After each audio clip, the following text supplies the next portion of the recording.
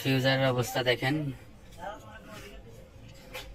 ফিউজার এটা হিটার গলে একেবারে পুরো গলে গেছে।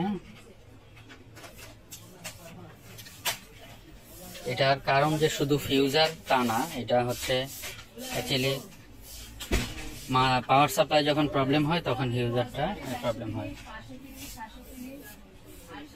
কারণ পাওয়ার সাপ্লাই যখন মাদারবোর্ডের কমান্ড না মানে তখন কন্টিনিউয়াস পাওয়ার দিয়ে যায়, তখনই প্রবলেমটা হয়ে যায়।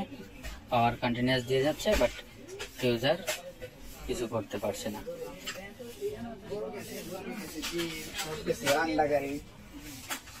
তো এটার ফিডব্যাকটা কেমন ছিল আমরা দেখাচ্ছি।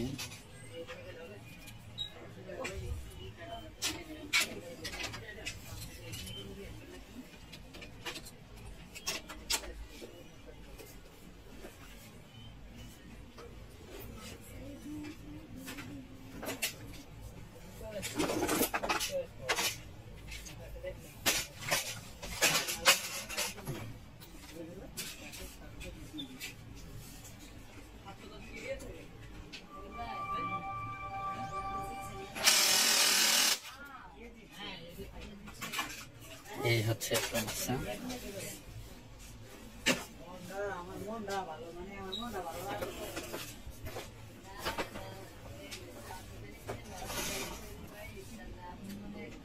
Brother DCP L5510DN।